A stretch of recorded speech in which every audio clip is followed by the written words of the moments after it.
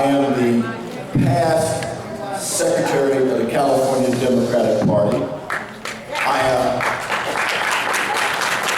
the past Chair of the African American Caucus, and I am the Chair of the California Legislative Black Caucus.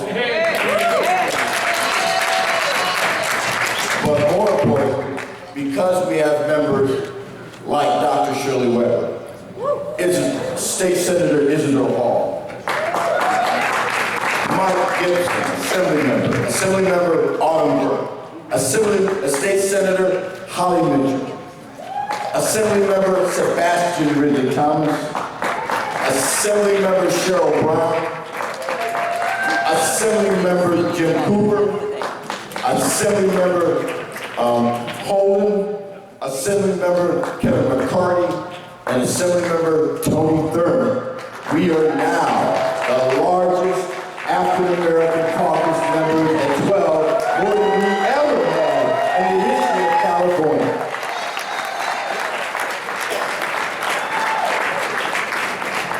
My job tonight is very simple: to open the meeting, to get approval of the agenda, and to ensure that you know at 10:15 tonight, across the hall, there's a special tribute given by State Senator Isidore Hall and myself in honor and in tribute of the California Legislative Black Caucus.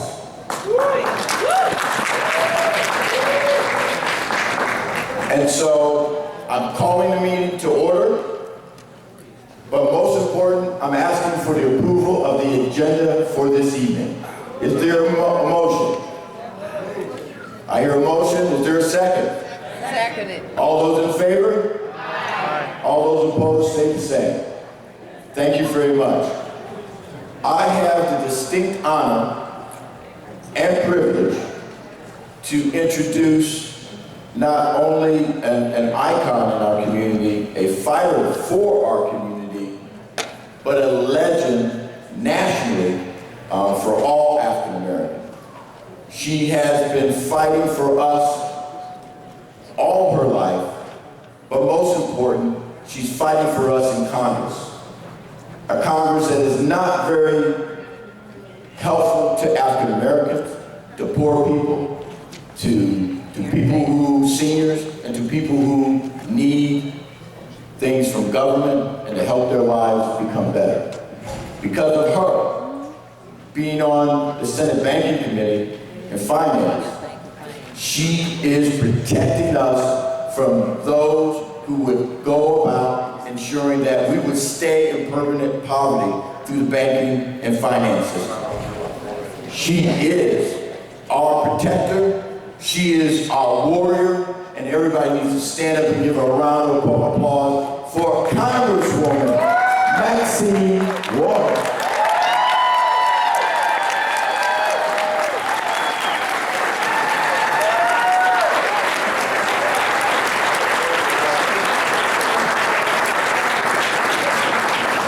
Good evening, ladies and gentlemen. Good evening. Before we do anything, we must thank Reginald Jones Sawyer for his leadership.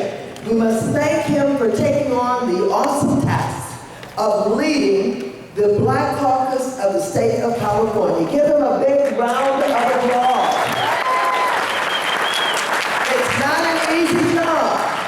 Of course they get along. Of course they're together on the major issues confronting this state, but they're all leaders, and it's very difficult to lead a whole bunch of leaders. So give them another round of applause.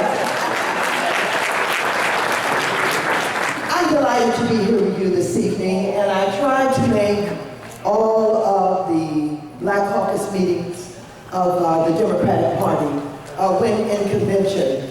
And I'd like to thank Darren Parker because he has dedicated his life not only to the Democratic Party, but he has sacrificed so much to provide leadership for the Black Caucus of the Democratic Party of the state of California. Give him a big round of applause.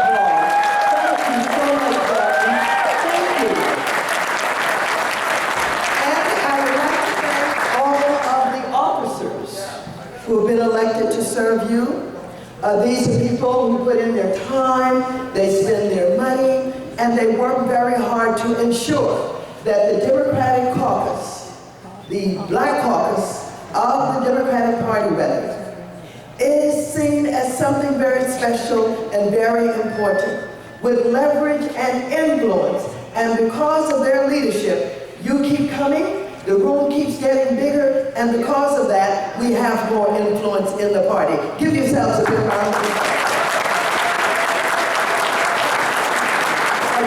State legislators, I know that there are a lot of issues on the table that you're dealing with. The same thing is true of the Congressional Black Caucus in Washington, D.C. It's 43 of us now.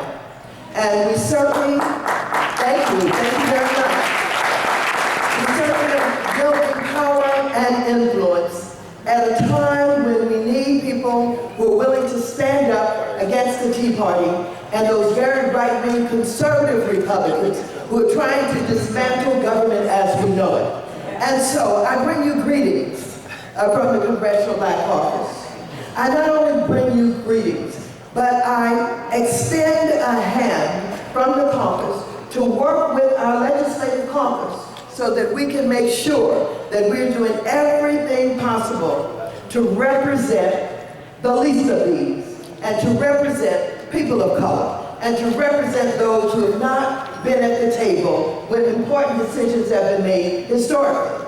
So, with all of the issues that are confronting you, I'd like to draw your attention to something that the entire world is focused on at this time.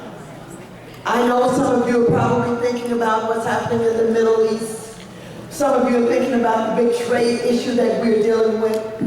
Some of you are thinking about the big transportation legislation that is not being reauthorized and wondering what's going to happen to the resources for the infrastructure in your areas. But I want to draw your attention to something that we've got to straighten out in America, and that is the relationship of the police community to African Americans.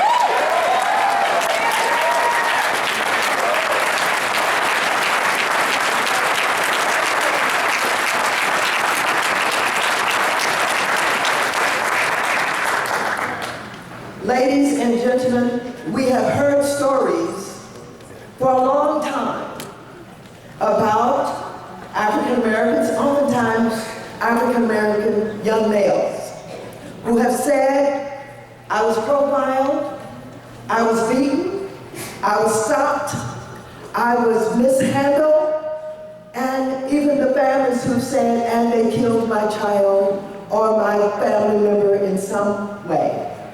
And oftentimes, we don't know what really happened, but we felt something is not quite right. And we know, and we must always remember, that there are police officers who do a good job, who are there to protect and serve, and who come from a long family and history of police officers who have served well. But we also know there have been too many bad apples in the barrel. And those bad apples in the barrel are spoiling the whole barrel. And so, now, because we all have cameras, we all have cell phones, and people are taking pictures, and they're documenting what is going on in some of these instances. We're finding out that not everybody tried to grab somebody's gun. Not everybody went for something. Not everybody tried to fight or punch a police officer. Some of them ran away because they were frightened. And unfortunately, we're seeing too many who are being shot and shot in the back. And so this cannot continue. We know that we've had for a long time to struggle with the whole criminal justice system. Whether we're talking about the profiling, or whether we're talking about the disproportionate numbers of people of color who are filling up our prisons all over this country. We know we've got work to do. And so, some of us are trying to send that message throughout this country that we have a lot that we need to do to strengthen our communities. The unemployment rates are still too high among young African American men. The unemployment rates are not only too high but access to health and education, access to an opportunity to own a home, to get a mortgage, on and on and on, are issues that we've got to continue to work on. And we've got to work on them in such a way that when something goes down in our community, the anger and the distrust is so much that people act out in ways that make us all uncomfortable. I've been working on this issue for many, many years. And when I first started to talk about the lack of opportunity, and not everybody is a thug or a criminal, and we should not paint them that way, I was demonized. And it was said that I didn't understand that everybody that was involved in any way in acting out or speaking out, or at the time when we started talking about no justice, no peace, not only were we demonized, we were said to be a part of the problem. But now we are understanding, we're seeing more, people are documenting, witnesses are coming forward, and we're understanding that that is all right.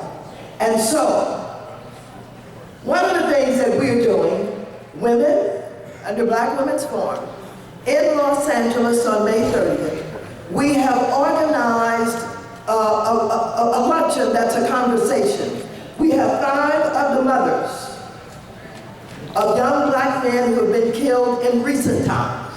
We have Trayvon Martin's mother, you remember that from Florida. We have Michael Brown's mother from Ferguson. We have Ezell Ford's mother from Los Angeles. We have Tamir Rice's mother from Detroit. And we have Eric Gardner's mother from New York that are coming to Los Angeles. All of them, this will be the first time that they will have been presented together. And they're just going to talk to us. And they're going to share with us what they've gone through. They're going to share with us what they have learned. Not only are they going to talk about their pain, they want to talk about what they can do with the foundations that they're creating to help bring about opportunities and teach people and help people to be educated about what they can do as good citizens involved in the political process, involved in public policy to help bring about the best police department that we can get. And so, I wanted to share with you, and not all of you are from Southern California, are from Los Angeles, but you're welcome to participate. On May 30th, there will be some flyers that are going to be put out. We welcome you to come to Los Angeles at 12 noon, where we're going to have the mothers, and we are bombarded with requests to come to at least 5 other cities, and we may just do that and spread it across the country, where people can have this kind of conversation, where we're talking about what goes on in our communities, and why young people run from the police, and how the police can do better community policing, and get to know the community better, and what we can all do as great advocates and public policy makers to get the kind of public policy that's going to direct resources into our community and use our leverage and our influence to ensure that we do everything that we possibly can to deal with poverty, to have a safety net, to deal with Section 8 and housing opportunities, and to make sure that the educational systems are serving us. Big agenda. But ladies and gentlemen, our agenda has always been big. Our grandfathers and our grandmothers had big agendas, and they brought us this far. And so, having come this far, and many of us having been blessed with the opportunity to serve, many of us have been blessed with the opportunity to earn a decent living. Don't forget from which you came. And don't forget what your responsibilities are. And having said that, members and friends and supporters of the Legislative Black Caucus, let's be about the business of using our power and our influence to make not only our neighborhoods better, our communities better, but this whole world better. Thank you very much.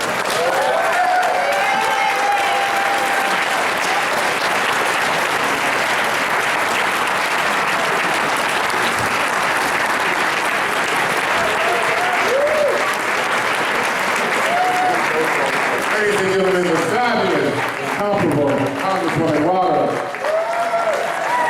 With that, we're going to quickly move to our schedule.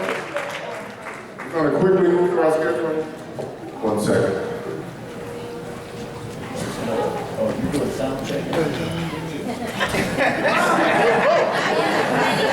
That's right. All right. And you guys do that very white voice. All right, that sounds much better. All right. The good congresswoman brings it with such force that I had to turn it down. Thank you guys just a little so I can stand in the same spot. We're going to quickly move to the reading of our minutes. Is there a motion to read the minutes or? It's been a motion to move. Is there a second? The second is there any discussion? Seeing none, all in favor? Opposed by like sign.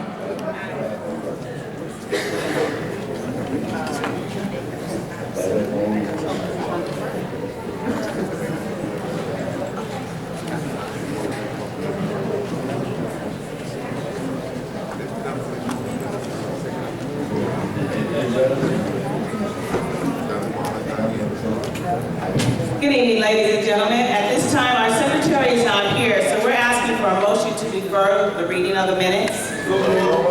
Second. All in favor? Aye. Any discussion? Thank you. Okay, with that, we'll move to our treasurer's report. Bobby Jean.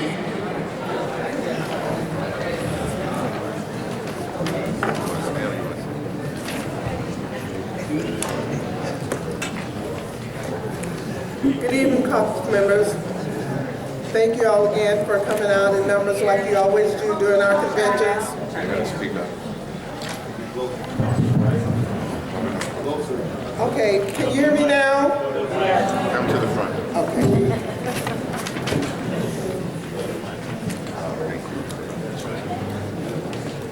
Good evening, Caucus members. Thank you all again for coming out in big numbers to support the Caucus during this convention. And while I'm going to give you my treasurer's report, I do want to make some comments because this will be my last term serving as treasurer. As you all know, I've been treasurer, and I'm going to be passing the baton to whomever is selected treasurer coming up tonight. But what I do want to thank all of you for is your support during the time that I ran for the CDA in LA. I reached out to you, and not all of you, but so many of you responded. And so I hadn't had an opportunity other than to communicate in writing to thank you, but I want to thank you in person tonight. Amen. And I'm not going to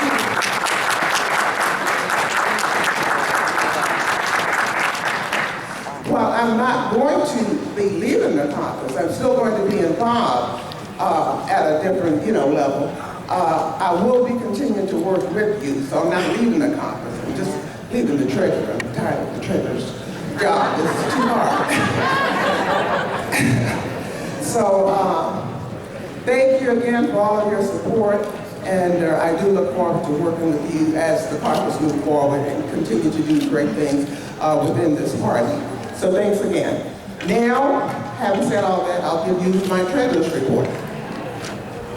Our beginning balance was $1,425.39. Deposits were $19.25. Payments, $1,115.19. Our current balance through my report, which is April 30th, so this is not a complete report, is $2,235.20.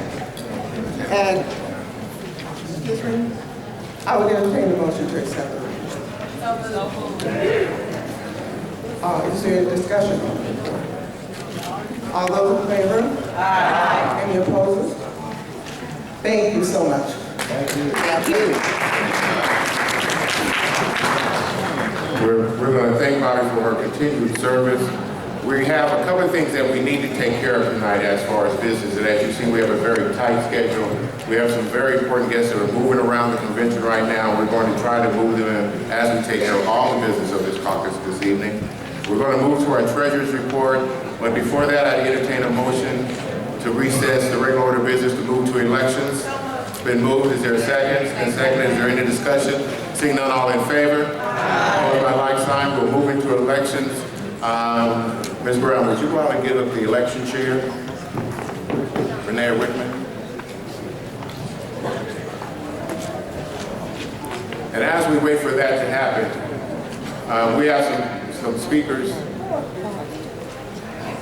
We have some guests that I'd like to bring up for a very quick word.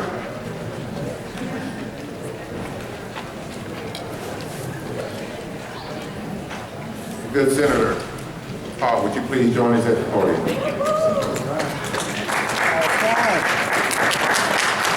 right, wait a minute. I get more noise from my daughters upstairs. And you guys know how we do this. Let's welcome our senator to the stage.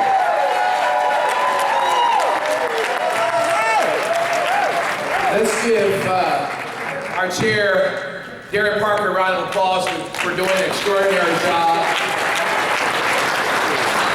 And let's give our leading and ranking member of the Black Caucuses, whether it's legislative and congressional, a round of applause, the Honorable Maxine Waters.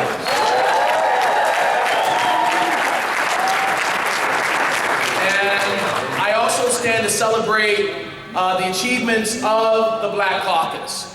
As our chair, Reggie Jones Sawyer, indicated, we are 12 members strong, and we're hoping to be 14 members strong if God says the same. If God says the same in 2 years. We have an individual right here who's running for Senate in Pasadena.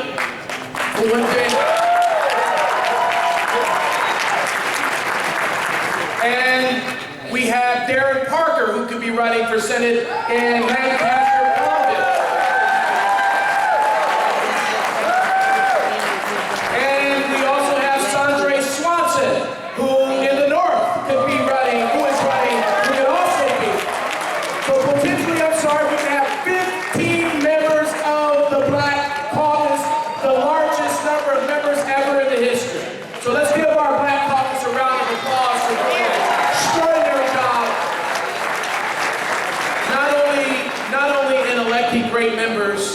But also fighting for the things that's most important to the Black Caucus, to the Black community, and to that of the Democratic agenda.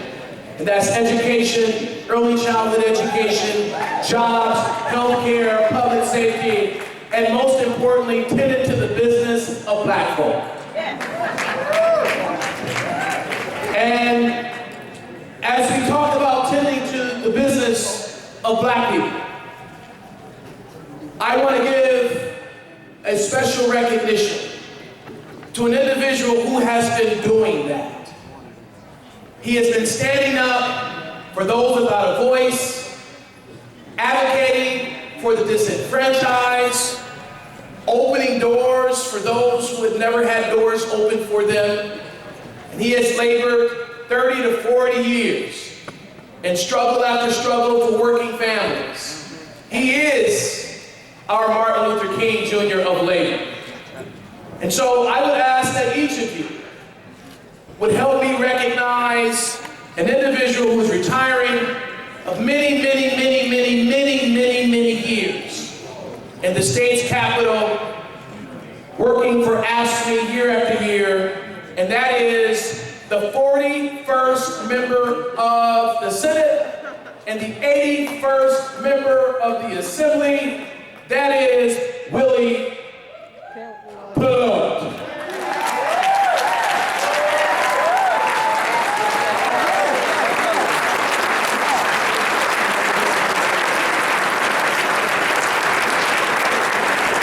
Come on, let's give it up for Willie Pelote.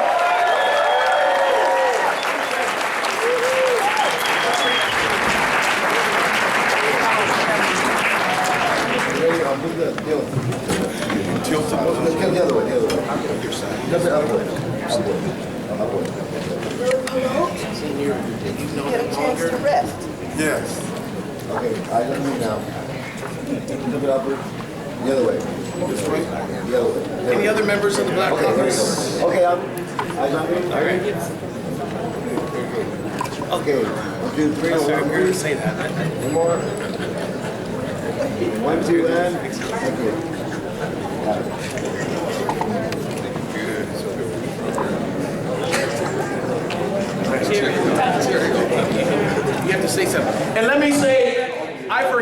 to mention that I'm not running for Senate, I'm running for Congress. And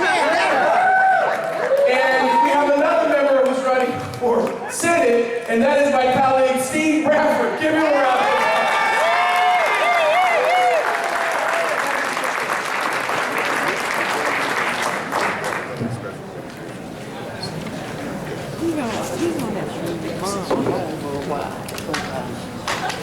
As the good senator pointed out, the young man behind me has been instrumental in making sure that those of us that wanted to have upward mobility in our community and government, he gave us the right path. Matter of fact, he put the actual footprints and said, follow these steps exactly and you will be successful. So for the first time in the history of this caucus, we are presenting the young man behind me, Mr. Willie Pelot, with the African American Caucus Icon Award.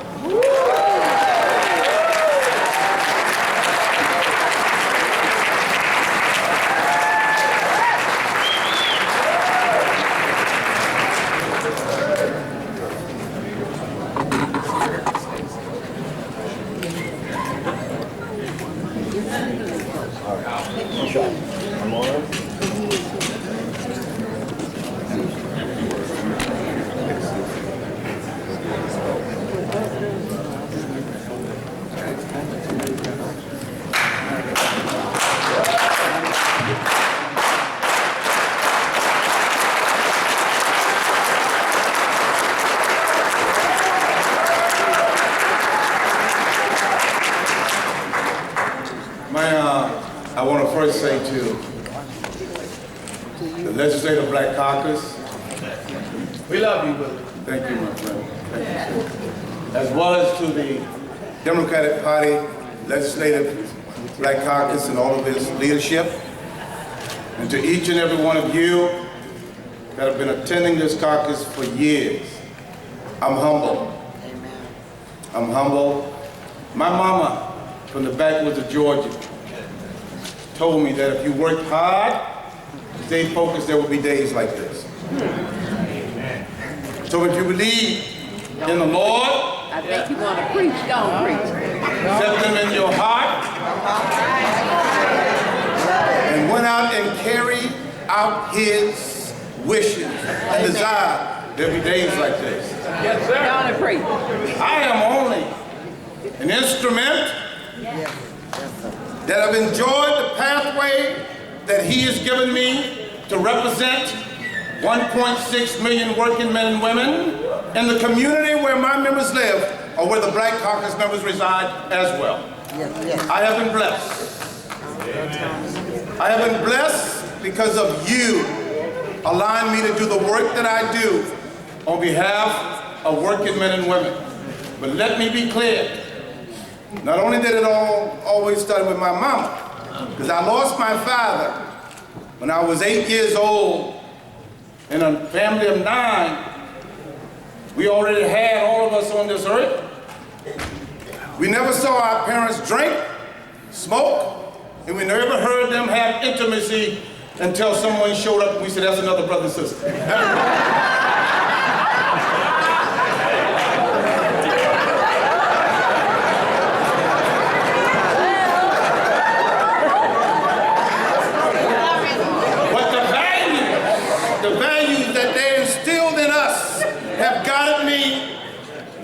Every day of my life till I can stand here today and say what I have done and we have done together.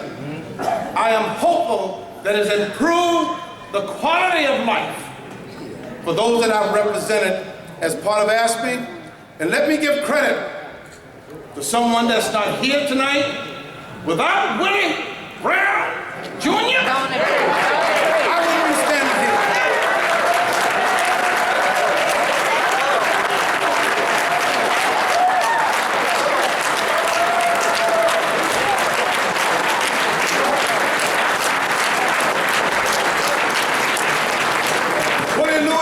Jr. from Mineola, Texas. That's right. Gave me an opportunity, and before Willie, it was Mervyn Donnelly. Yes! Yes! Yes! As an intern.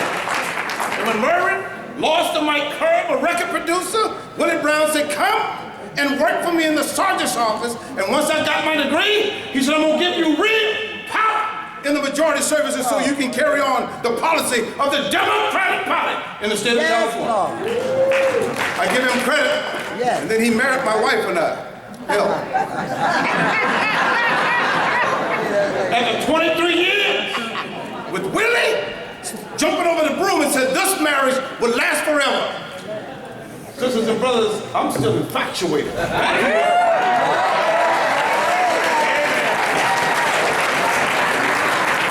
Let me end with this, Black Caucus members. You have leadership in the state legislature. Yes, sir. Hear me clearly. I'm not in any way criticizing what you're doing, but we gotta step it up. And let our community know what they're doing so we can take advantage of it every day in our community. That's right. We gotta step it up and recognize the fact that if our members don't know that preschool is going to go through the legislature, our children will never get advantage of it if you don't step up and be our vehicle and start talking about it in your community. Tell your ministers that they're anointed by God. He gave them the right to step out in the community and talk about what is righteously in our needs and not stay in front of living and wish that would happen somehow. Let them know. If you want K-12 to be better, step up and criticize the school system if they're not doing the job of the community. Step out. I'm gonna have some alcohol tonight.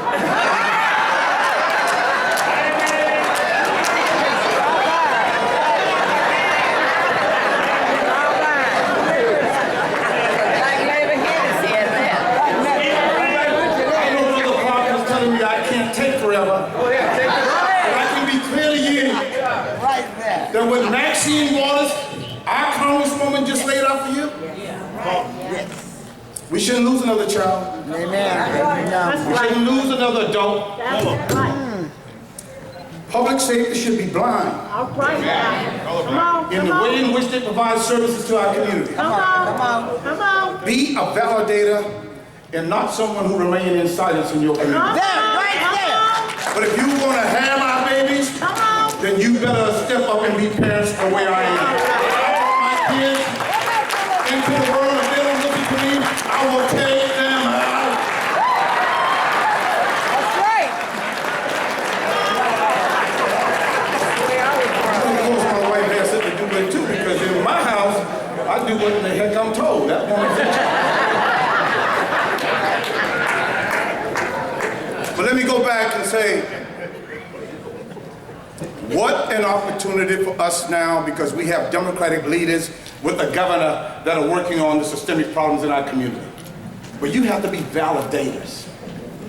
You have to talk to your uncles and your aunts, your sisters and your brothers, your nieces and your nephews. You have to take back and talk about the things that matters to us in your communities, and then you have to start standing up and doing something about it. And if you haven't read Common Cause, read it.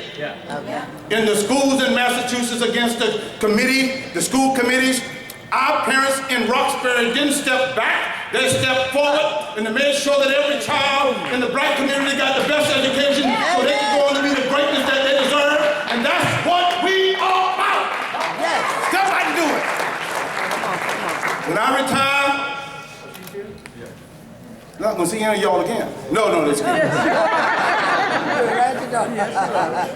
I have enjoyed my 36 years. I've enjoyed it.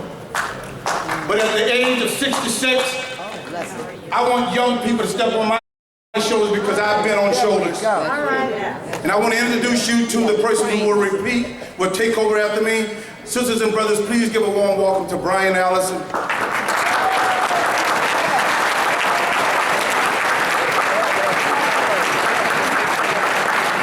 I shall step down now, but it has been one enjoyment for a little boy at the backwoods of Georgia. Thank you. Bless you. It's been one enjoyment. I want to thank each and every one of you for giving me the opportunity to have worked with you. But go home what you've learned here, what you've heard. Make sure you know what your city council is doing every time they meet. Come on now, all of Your us. board of supervisors doing every time they meet. Your school boards are doing every time they meet. Your state legislature at both the state and the federal level. Come on. And then get out there and become validators and stand up and stop. We made the middle class in the working house of labor. You got to start backing us up and standing with us, because that's how you get to the middle class. That's how you get a good education. That's how you get preschool. That's how you get child care. That's how you got 8-hour day workers' comp. And if you want to move into the middle class, be a laborer and stand up with labor, because we know how to do it, and we need you to make sure that we continue to do it. God bless you. Be good.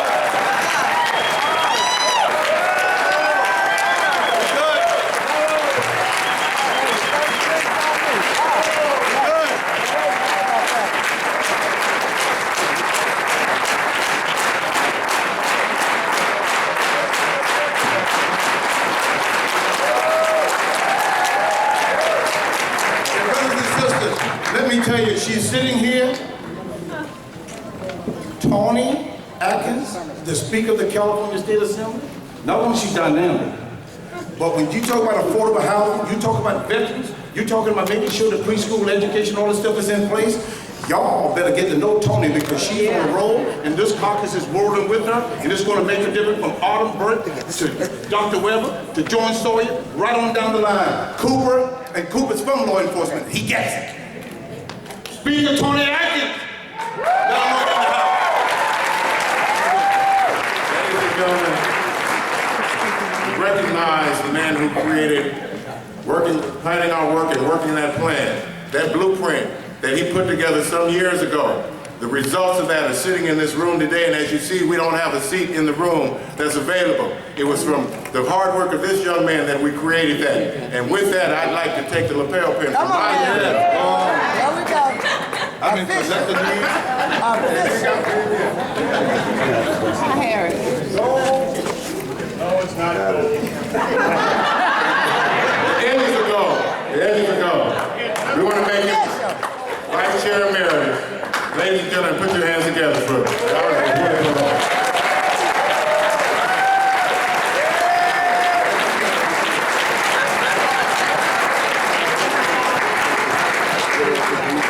All this is yours except for the gap. I can't hear the gap. You know how this gap will go for marrying somebody. With that, I'd like to move to our program. We have a young man that has been the vice chair of this California Democratic Party, the chair of the Los Angeles County Democratic Party, has been at every caucus meeting since this administration took over. Ladies and gentlemen, help me welcome the Honorable Eric Bauman.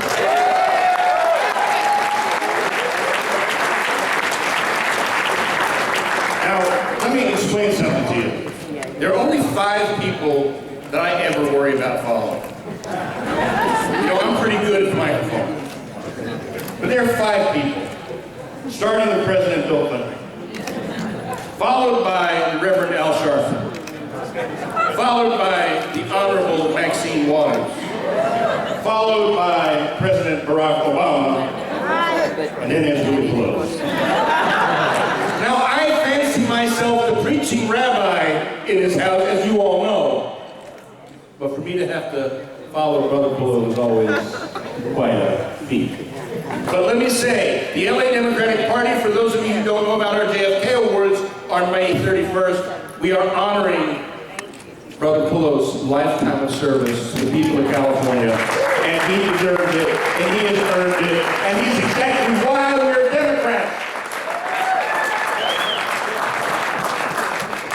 Now, this convention is about defining the difference between Democrats and Republicans.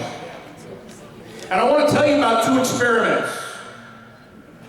There's the California experiment and the Kansas experiment. In California, Governor Brown said, we will go to the people and ask them to reach into their pocket to help lift people up. Let us raise income taxes. Let us raise the sales tax. So we have more dollars to put in our schools, and more dollars for health care, and more dollars to take care of older people and kids. And you know what? Just last week when the May revise came out, there is $6 billion more than we expected there to be. We are in the black,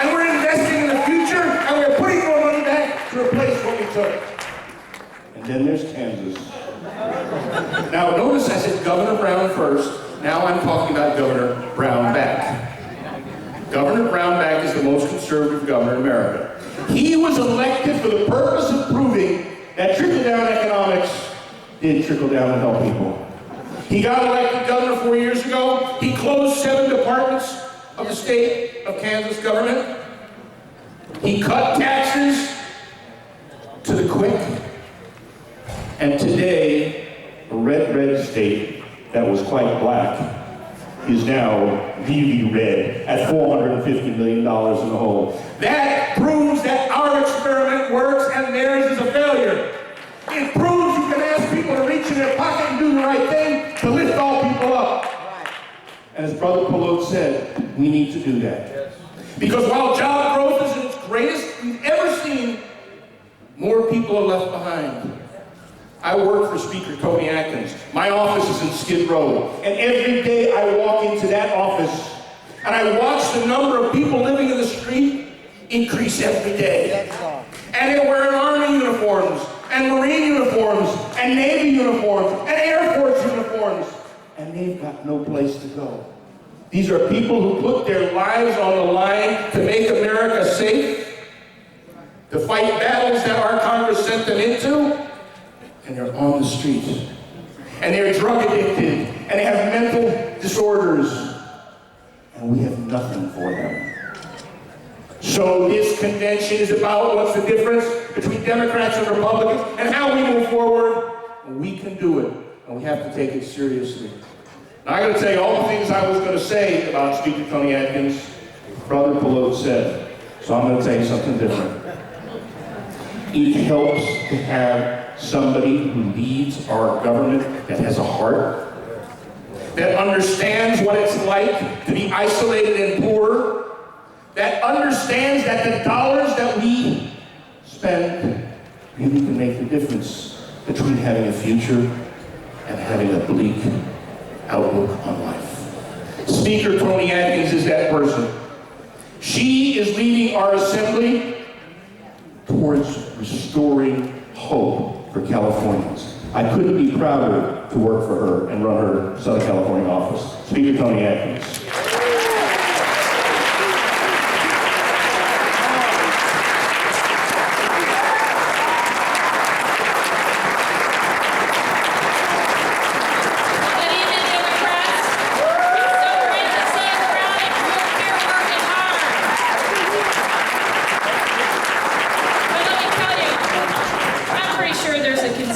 Against me right now.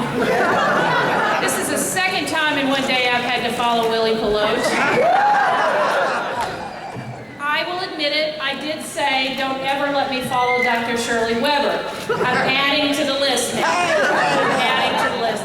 It is so great to see you all here tonight, and I want to thank you, Eric, for the great introduction, and you know, Willie, thank you for your decades of service. You are the heart and soul of the labor community, and you have made a difference in the lives of Californians, but it has reached out even further because we know what happens in California sets the tone in the rest of the country. And being a Southerner like you are, and having to come all this way to be able to make a difference and hopefully have it impact our families in so-called right-to-work states like Virginia and Tennessee and Georgia. So I want to thank you in labor. As I came from the Labor Caucus earlier, I said, look, it is labor and it is Democrats that have made a difference in our lives when it comes to working class people. And if it weren't for labor and it weren't for Democrats, we would not be as successful as we are. I would not be standing here before you today. I would still be in the hollers of Southwest Virginia. And so I appreciate every day the work that labor has done. And so it's no small thing that people are trying to kill labor, because they know that you are working on behalf of the diversity of our country in California. And when I look around, we know that's true. We know that's true. Because I came out of San Diego, and I know that most of the members of Local 127 asked me, are people of color? And so when we move labor forward and the Democratic Party forward, we know that we're taking care of everybody, whether it's women, the members of the LGBT community, the African American community, the Asian Pacific Islander, the Latino community. We know. And I am just proud to have the opportunity to serve. And so we know what the issues are. We've talked about it all day. We are inspiring ourselves to be prepared for 2016 so that we retake with a supermajority the Senate and the Assembly so that we can continue to match our politics with our policy and pass progressive policies that make a difference in real people's lives. And I am proud to be able to work with the chair of the Legislative Black Caucus, Reggie Jones Sawyer. And I am proud. And I will bring you greetings from my majority leader, Chris Holden, who's at a family graduation. Family is the most important thing. So he's at a family graduation, but we bring you greetings from him. And also the other members of our Legislative Black Caucus, the chair of the budget, you may think the speaker's the most influential person in the Assembly. No, that would be the chair of the Budget Committee, Dr. Shirley Weber.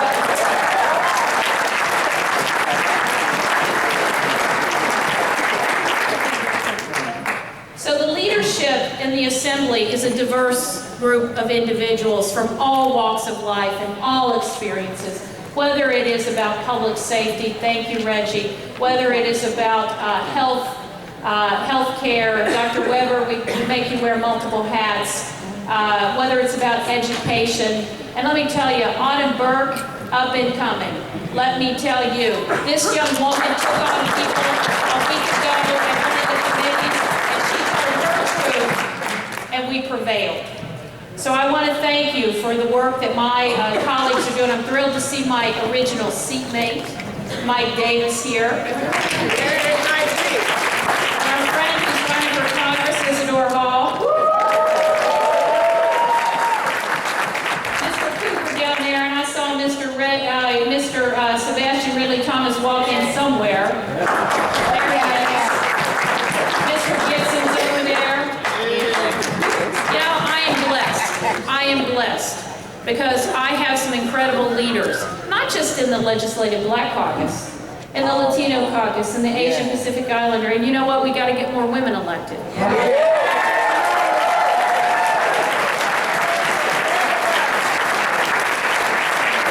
Fair is fair. We're over 50% of the population, but we're less than 30% in the Senate and the Assembly. And you know, we need to understand that diversity cuts across all ethnic classes, but it cuts across gender as well. And we've got work to do there. We've got work to do. And so look, we know what the agenda is. It's health care. And look what Democrats have done in this country to advance health care broadly. And it's education. And we have to make sure, folks, please, we have to make sure that our educational system in this state, the community colleges, but also UC and CSU, are going to recommit to California students, and that we're going to have enrollment possibilities for our kids in California. We're not talking about not letting people from other countries or other states in. That cross-pollination and diversity is important to us. We were at an all-time high last year. So we're talking about recommitting to our kids, because that's going to help us grow our economy. And in this community, what I have heard is our kids go to great schools in other states and they don't come back. They go to Georgia. They go to Washington, D.C. They go to traditional black colleges because that's where they get the support, and they don't come back. Well, that's not okay. That is not okay. So we've got work to do, but I know that we can do it. I know that we will do it. I know that we will. So I say to you, I'm proud to serve. I'm proud to have this opportunity. Who would have thought a little girl from the hollers of Appalachia would be able to come to California, one of the greatest states in this country, 7th largest economy in the world, and be able to work with someone like Kevin De Leon, who leads the Senate, who has similar values, so that we can actually pass progressive politics and policies and make this a better place. That's what we're all about. And I couldn't couldn't be prouder to be able to stand with you and my leadership team over here. Thank you for the work that you're going to do in 2016 to make sure we take back a supermajority and we get on with the business of making California great. Thank you, everybody.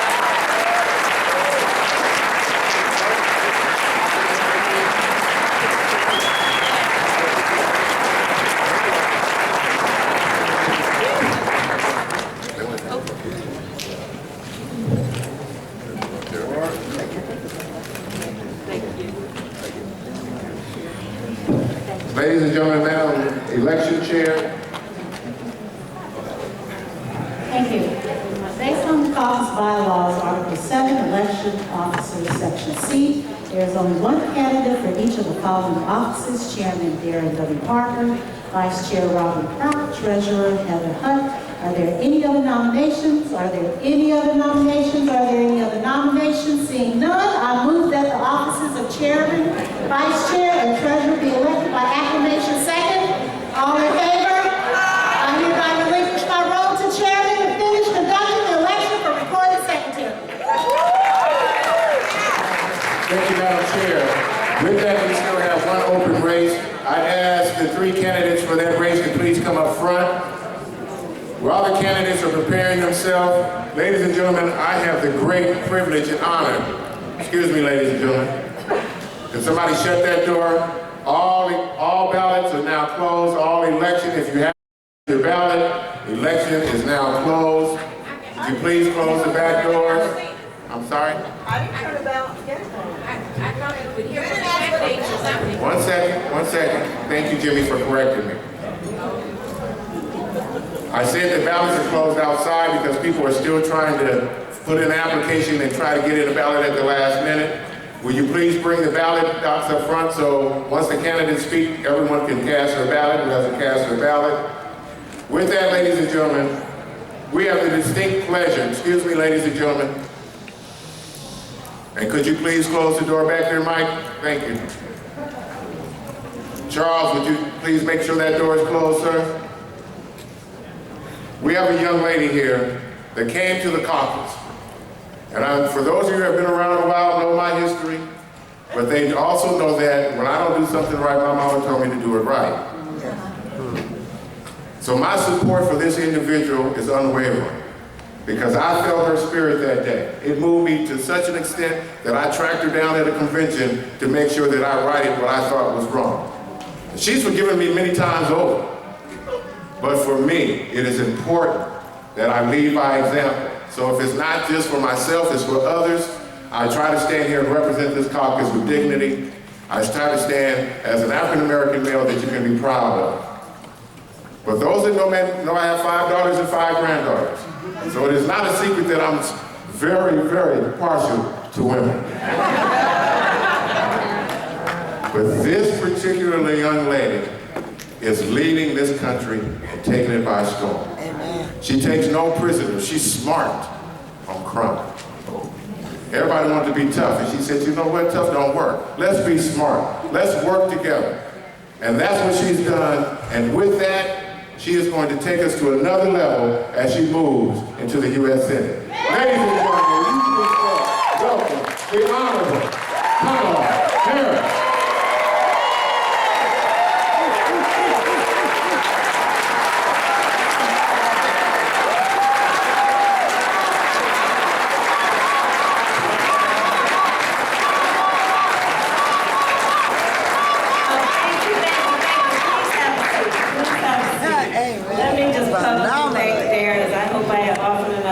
Privately. Now, let me just tell you, for all of you who are wondering what he was referring to, it really is not a big deal.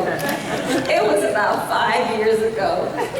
And I was supposed to be on, I don't know what part of the agenda, and Darren kept making me wait. And he had other people to speak, he just kept making me wait. And then finally I was like, Darren, but why didn't you just make me, I didn't see you in the room. And then he's been feeling guilty about that ever since. And bless his heart, he keeps mentioning it every time.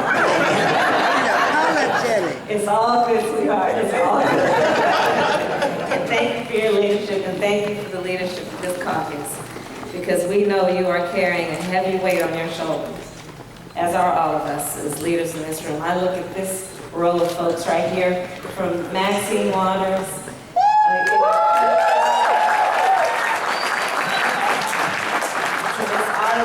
I mean, you just look at where we have been, where we are going, where we need to be in the leadership. I can mention Shirley Weber and the work she does in Sacramento. I see her every day, just holding it down. There's so many leaders. I mean, you know, and then Dave Jones, bless your heart, just right in here.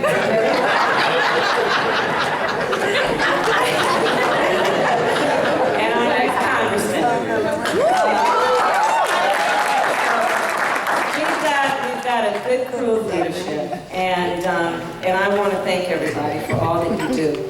You know, I've been thinking about a lot of things recently in this race for the United States Senate, but really mostly now in my 5th year as your Attorney General.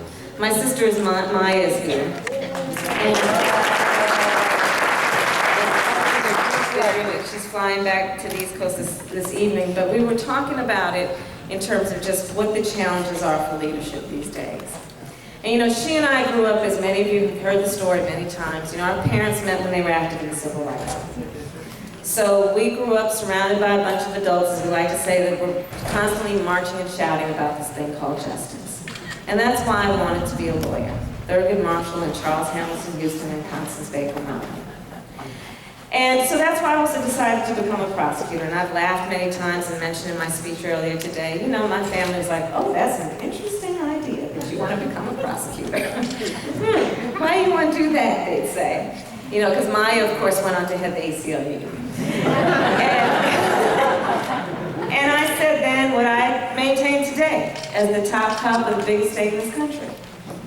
Law enforcement has such a profound and direct impact on the most vulnerable among us and has a responsibility, a job, to be a voice for the voiceless, and in the process of giving safety, also the responsibility to give dignity. And that's the work that we have been doing over many years since you supported me when I was District Attorney in San Francisco to my re-election as Attorney General of California. And then I look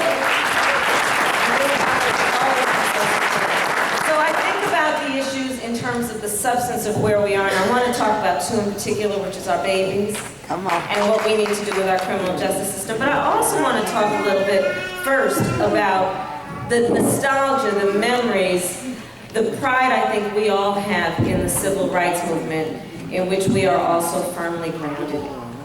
You know, there was something about that movement that was very special because it was about speaking truth to power. It was about also understanding that we were going to fight for the ideals of our country. It was about saying we will correct what has been wrong in the spirit and interest of fairness and equality and justice. And let's also remember, one of the most effective tools in that movement was coalition building. We knew as a collective people that there is so much that binds us in common and divides us when we talk about those of us who are all members of this humanity in this world. When we talk about all of those of us who are constantly fighting for civil rights and equality. We always knew we would stay committed to a coalition. And so part of what I want to leave this caucus with this evening is a reminder that in going forward on the challenges we face, let us rededicate ourselves always to that important method and tool and right thing to do, which is to build coalitions on the path towards where we need to be. So I'm going to talk about 2 things, babies and criminal justice. Why? Well, because they're quite related. So, as many of you know, I wrote a book back in 2008 called Smart on Crime. You could buy it for about $2.99 on Amazon. Maybe $1.99 with shipping. And it was born out of my belief that on criminal justice policy, for too long we've been offered a false choice, which suggests that we're either soft on crime or tough on crime instead of asking, are we smart on crime? Instead of understanding that to be smart with any epidemic, the public health model tells us, if it's a health epidemic or a crime epidemic, key to being smart is prevention first. If we're dealing with it, after the sniffles have taken on, something has started to kick up, then let's get into early intervention. But if we're dealing with it in the emergency room or the prison system, it's far too late and much too expensive. Everything that is smart tells us that is the right way to go. So it is for that reason that years ago when I was district attorney of San Francisco, we created an initiative called Back on Track.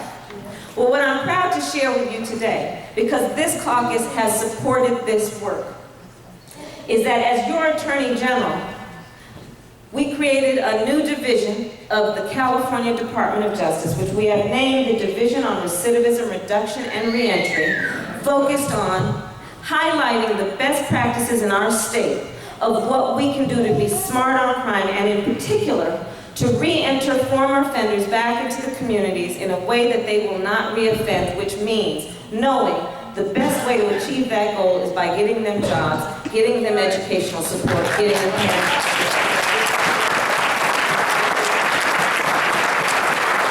And this is the work that rightly should happen in a Department of Justice. I don't know of many other state Department of Justices that are doing this, but we are here in California.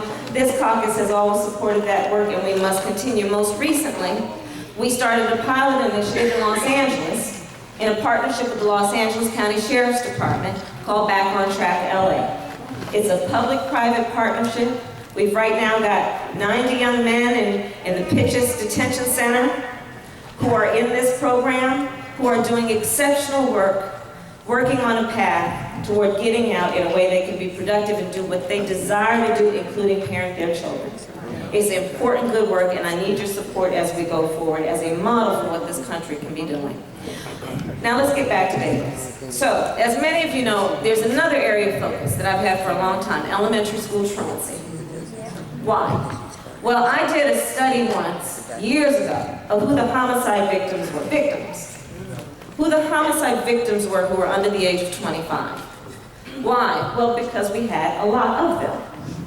And instead of just accepting the numbers, I asked one of my staff people, I said, just do me an analysis. Tell me, who are they? Well, the information came back and it included the fact that 94% were high school dropouts. Not surprising. Went over to the school district. Well, of the chronically and habitually truant students, 40% were elementary school students. Some missing 50, 60, up to 80 days of a 180-day school year. So I took on the issue of elementary school truancy. Published the first report ever in the state of California right after I became AG. We've now published the second one, and it bore out our numbers. In many districts in California, 40% of the elementary school students are truant, and they are primarily poor children, Latino children, African American children. Well, let me tell you something else about an elementary school truant. That child is 3 to 4 times likely to be a high school dropout. 82% of the prisoners in the United States are high school dropouts. An African American man, if he is a high school dropout between the age of 30 and 34, he is 2/3 likely to have been in jail, be in jail, or dead. Talk about it. Talk about it. There is a direct connection between everything we need to do in our public education system, instead of putting all that priority in our public safety system on a reaction basis.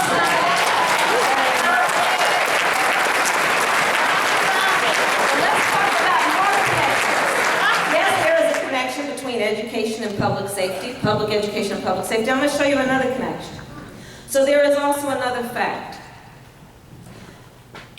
The minimum wage, the federal minimum wage, is $7.25 an hour. So I've done the math on that. That's an annual salary of less than $15,000 a year. 2/3 of minimum wage workers are women.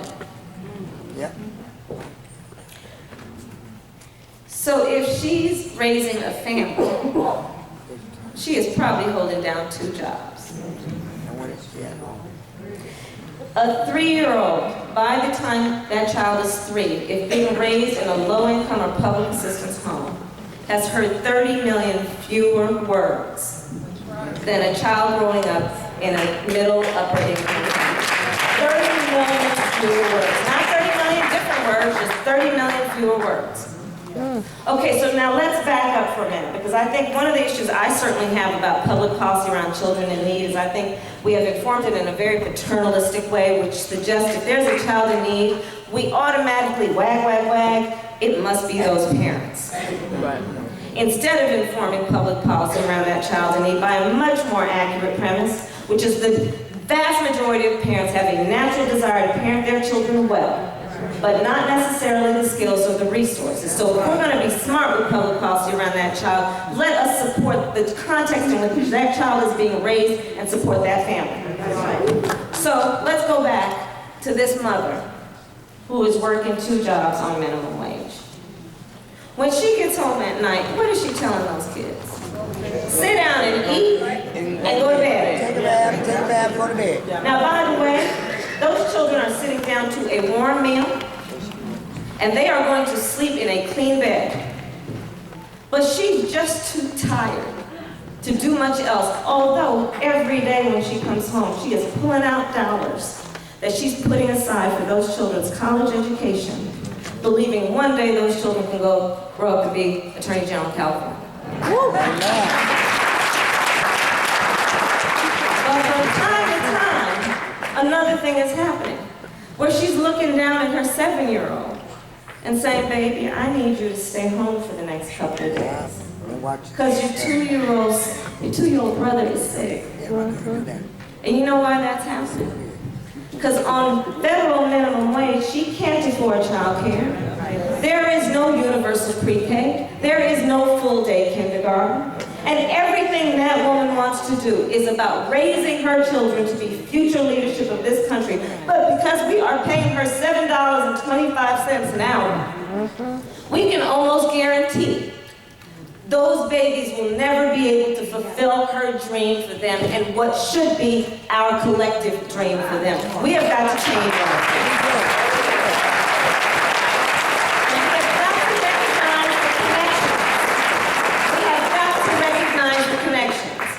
People want to put billions of dollars a year in a criminal justice system and house people in prisons. Talk about it. How about if we look at the math? It's simple math. By the way, you don't have to graduate from high school to figure it out. It's simple math. Raise the minimum wage. Support those parents who have a natural desire to parent their children. If you have 3 padlocks on your front door, you should care about this issue. Come on now. So let us bring it down, make it real, and have this discussion. Because these issues are connected. And we know how we can see the way out, but we have to keep fighting. Man. We have to keep fighting. So I'm going to end my comments with what I say so many times. You know, this fight is not going to be permanent when we win it. We know that. We have made significant gains over the years, and then we see setbacks. Come on. We get 2 steps forward, and then people trying to knock us down. Yes, Lord. Teach. It's the nature of it that we have to be vigilant. We have to fight. We cannot rest on our laurels. We can't get do too much of a happy dance. I love Pharrell's song, but you know what? I am happy some days, and some days I'm kind of mad. But we got to keep fighting. Yes. And that's what this caucus is about, and that's what this convention is about. Yes. Right. And so we know the issues that face us, we know the challenges we face, but we also have a roadmap for what the solution is. Come on. Yes. So let's not despair. Let's not despair. It's the nature that we're going to have to keep fighting. So let's use this moment to rededicate ourselves, to energize ourselves and each other, that we are going to keep moving on. Willie Pelot, I love you. You've been doing it for years. We're all in this together, and we're just going to keep fighting. And I know we will win. And so I want to just leave this group with a saying that, you know, Maya and I, we joke all the time. You know, my mother used to say, Kamala, you may be the first to do many things, but make sure you're not the last. And so a lot of what we are doing, those of us in this room standing on great shoulders, is we are saying that we're going to focus on our children, we're going to focus on our future, because our greatness and our strength will only be measured by what we leave behind. So let's keep on working.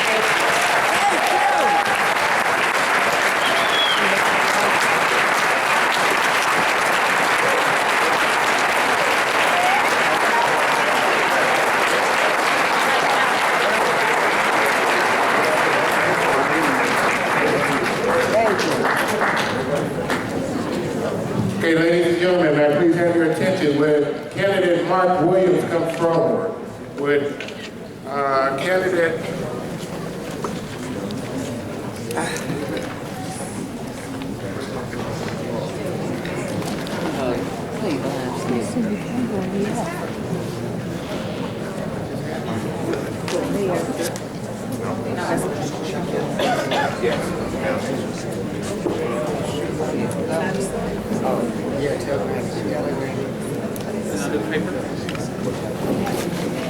all right, I'm looking for my phone. There it is. Okay.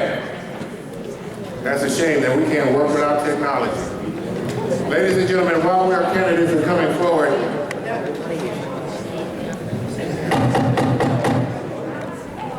I love this guy.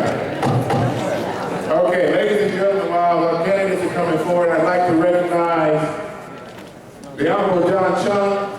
John Chang, are you out? Are you out there, John? Everybody give her a hand of applause. Honorable Benny Yee, please stand and be recognized. The Honorable Arnold Burke, would you please stand and be recognized? The Honorable Jim Cooper, would you please stand and be recognized? The Honorable Shirley Weber, would you please stand and be recognized? The Honorable Jose Molina, would you please stand and be recognized? We have other guests here, but they're on our program, so we're going to move right into our first candidate speaking. He has 2 minutes. Mr. Mark Williams.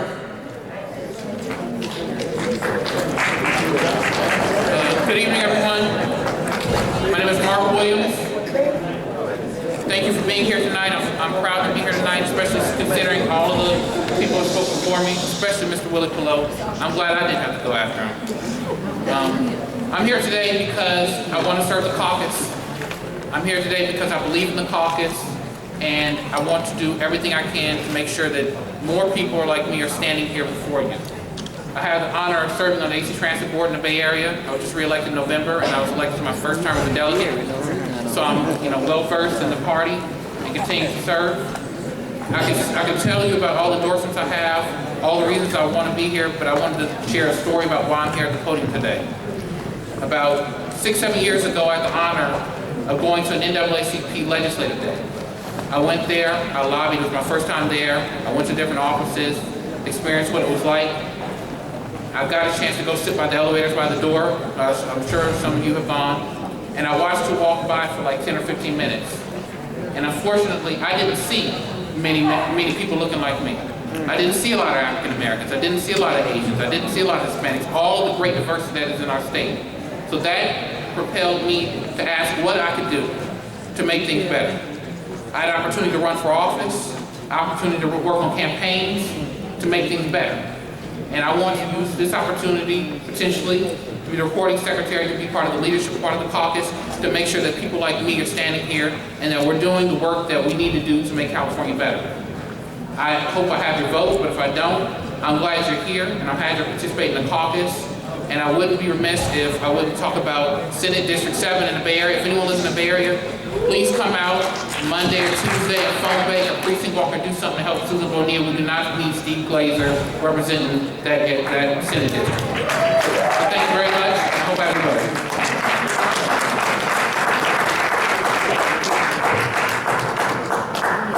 Okay, our next candidate speaker will be Constance Gillette. Constance, are you in the room?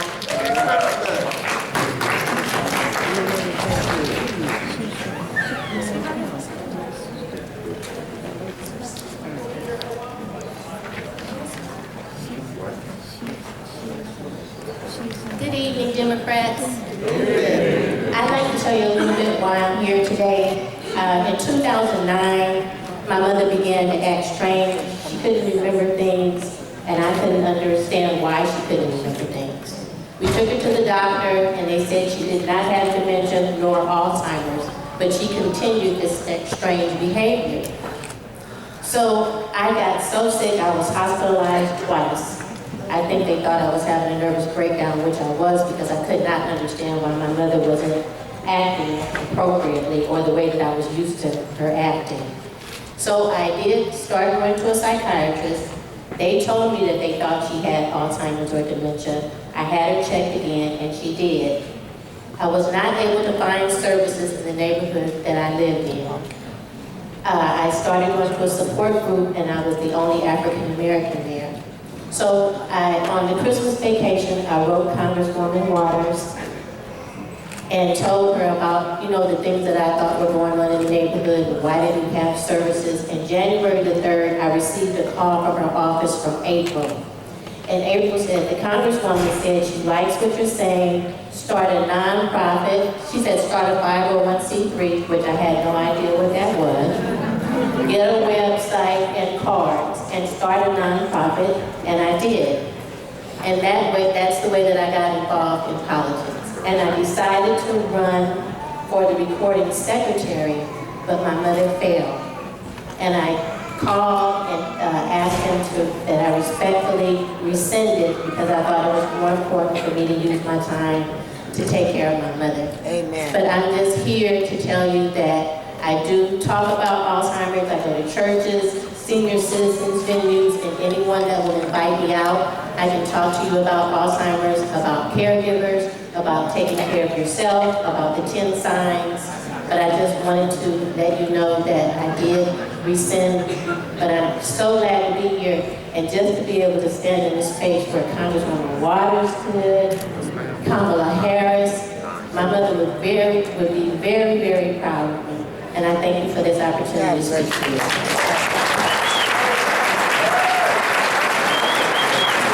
Okay, our third candidate for recording secretary is Ms. Kimberly Ellis.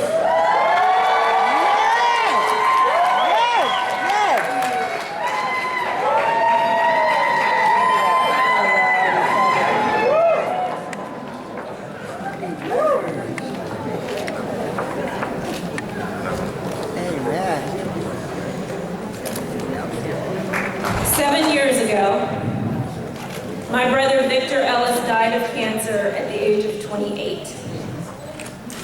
It was through this unexpected and untimely death that I found the courage to step into political power. Watching my brother take his last breath was transformative for me. Even more transformative was witnessing the outpouring of genuine love and support that he had amassed, with nearly 1,000 people attending his funeral. My brother, they all said, lived his life out loud and with purpose. Today,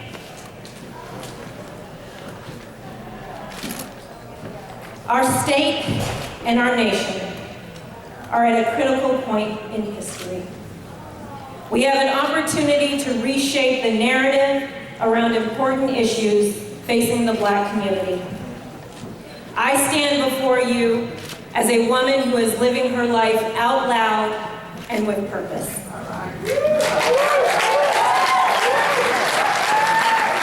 I want to see the Democratic Party do more to support and engage the Black community around the entire state. Yes. And I am committed to ensuring that this happens.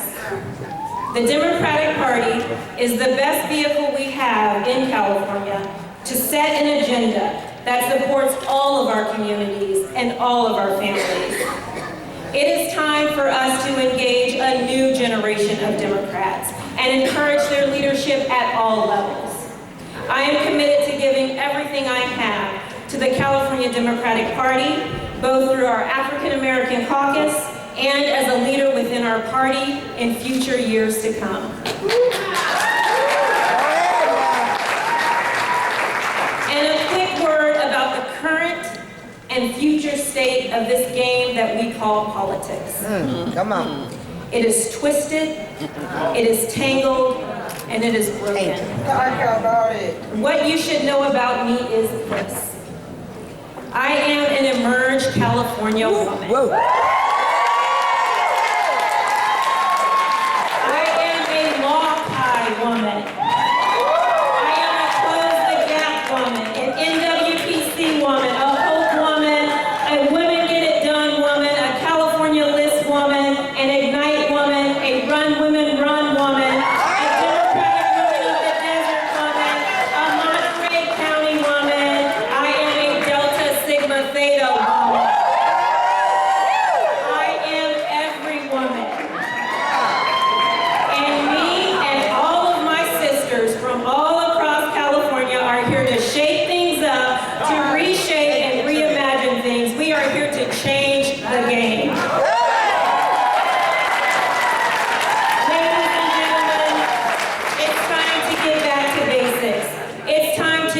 the power that we gain through politics with purpose and to do good for others. I am Kimberly Ellis, and I would be honored to have your vote. Thank you.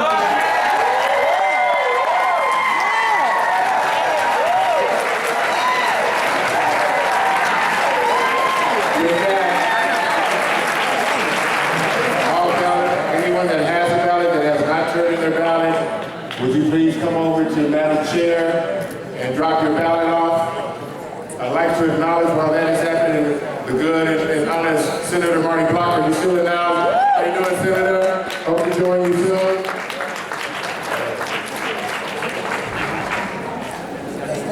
While people are bringing up their ballots, we have some more special recognition with Vice Mayor Tanya Burke. Please come up front. Wyndham and Cross, you're in the house. Would you please come up front?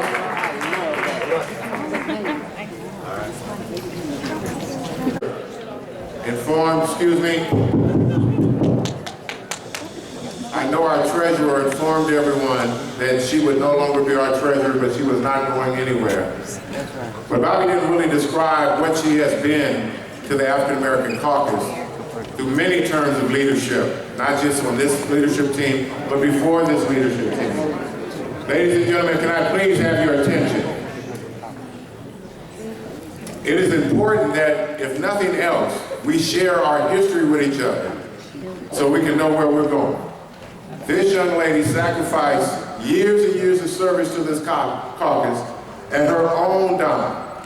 And she helped build that foundation that was made better by Willie Pelot when he came to a leadership role. Ladies and gentlemen, our caucus is only given one other such award, and that was tonight. So we are proud to humbly rise to recognize Bobby Jean Anderson with the Caucus Award of the African American Caucus of the California Democratic Party.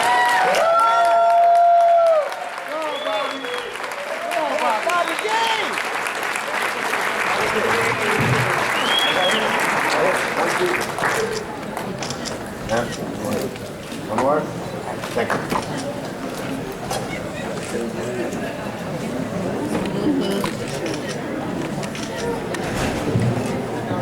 And while we're recognizing these great women of our caucus, there are a couple of women who have been regional directors for this caucus.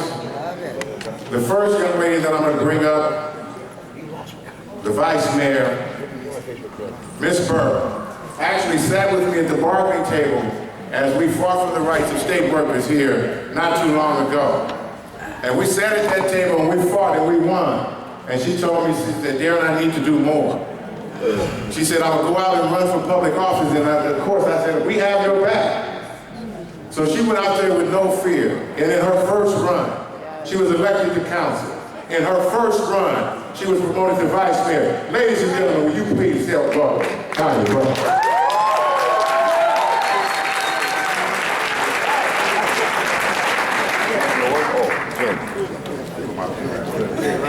Okay.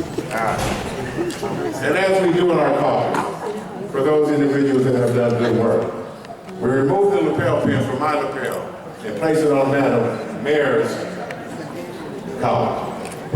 Did you guys hear what I said? Yes. Did you hear Madam Mayor? Yes. Did you hear Madam Mayor? Yes. Did you hear Madam Mayor?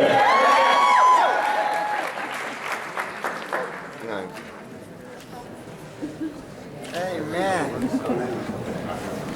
And she's shy, but she does good work. What city? I'm sorry. Come on up here. Introduce yourself.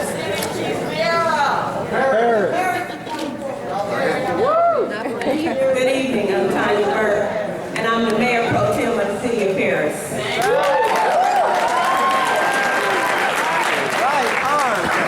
I thank the caucus for this recognition. But first and foremost, I thank Jesus Christ.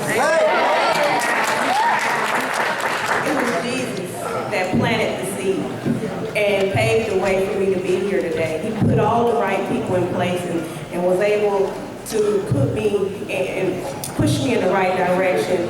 And I thank all those who helped me to be here. And as our chair has spoken and said, you spoke it into existence, because I am going to run for mayor, and I will be mayor in 2016.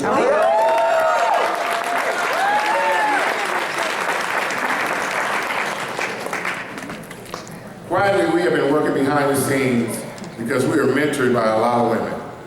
And there are a lot of men in my life, but there are some women in my life that take special care to take care of their own community.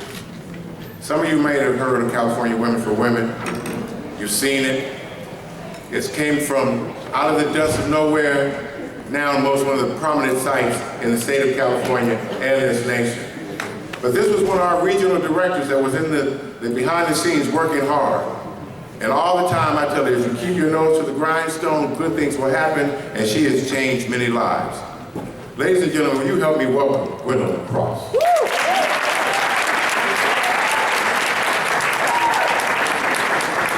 Because we have members that do such good work, and even though she has her bear on, she has never been pinned from my collar to her collar. Is that good or bad?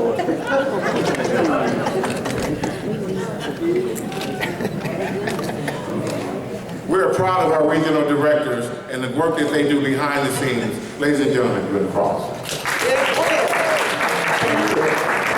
I'm honored to be here this evening. What Darren didn't tell you was that I started a community program for veterans in the Moreno Valley. It started because I have a love of cooking. I love to cook. And I wasn't cooking for my family anymore because everybody had gone on their separate ways. So I said, well, who am I going to cook for now? So in order to keep up my skills, I ended up over at the March Air Force Base. I don't know how, why, what possessed me to go here, but I went over and took a tour.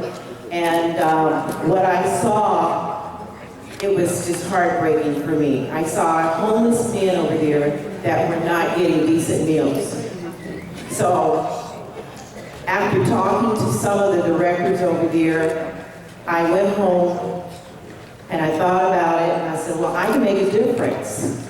So I decided to start a chef's program over here where I got a bunch of chefs and other people to come once a week. They had a night that they come and a day, and they would cook decent meals for these men because they weren't getting them.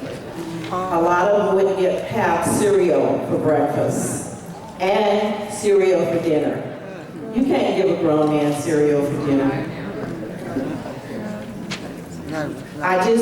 My heart just went out to them, and being the woman that I am and raised by my mother and my father, grandmother, they always taught me, you give back to the community. God has blessed you, so you go out and you bless someone else. And that's what I did. I got Chef Basil, who's a graduate of Le Cordon Bleu Culinary School, to gather up professional chefs that go over to the base and cook for these gentlemen every evening, 7 days a week. And we feed them good meals. Amen. One thing that got me one day, I decided to take them some ice cream. And I know some of you in this room, remember when you were kids and your mother would go to Thrifties or whatever and buy those big tubs of ice cream? So I decided to go to Thrifties and I bought 2 big tubs of ice cream. And when I pulled up and they started getting all the other food out of the truck, a couple of them started crying. And I said, what's wrong? Why are you crying? They said, Miss Glenn, we don't get this. We don't get ice cream. We barely get food. And for you to bring us some ice cream, it just broke my heart. I couldn't even, I had to just go and turn around, and I had tears because this is a grown man crying for ice cream. You have kids that want ice cream, but they don't get those sort of things. They barely get good, decent meals. So,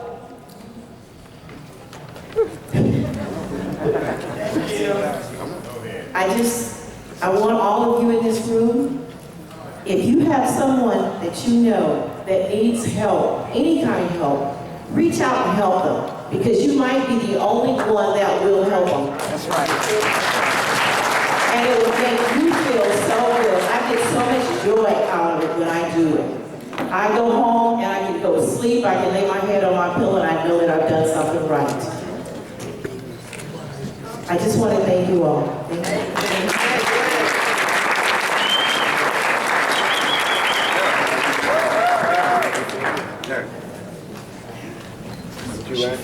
Thank you. Thank you. Excellent. Okay, thank you ladies so much. We now must get back to our speakers.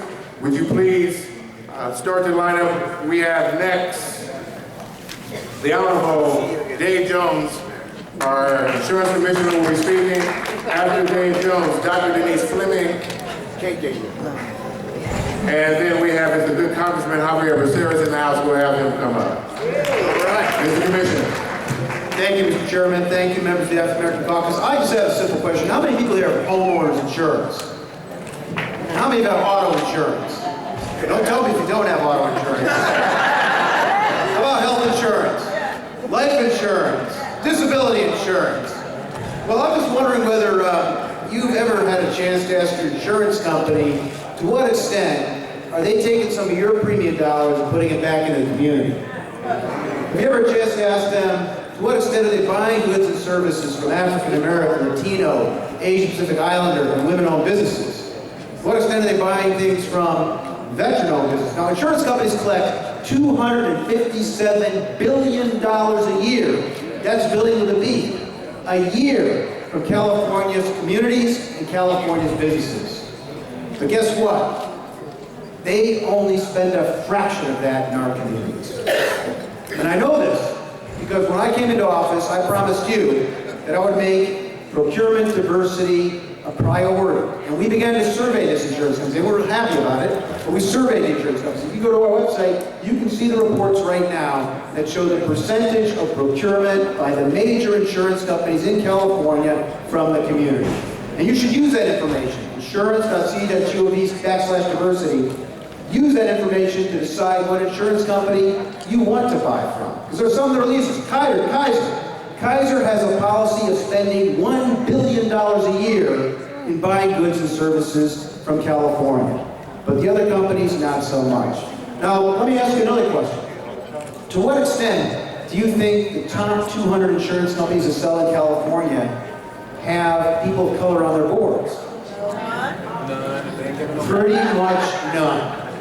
83% of the boards of directors, members of the top 200 insurance companies are Caucasian. 81% are men. And of these boards of directors of the top 200 insurance companies that are selling in California, there's 1,153 board members, only 6.3% are African American. Now there are 45 insurance companies that have no people of color, none whatsoever.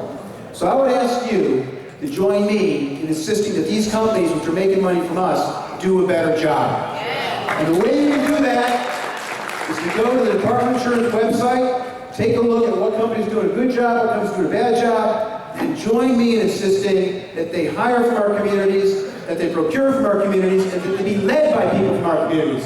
Thank you very much, and thank you for letting me serve as your insurance commissioner. Thank you.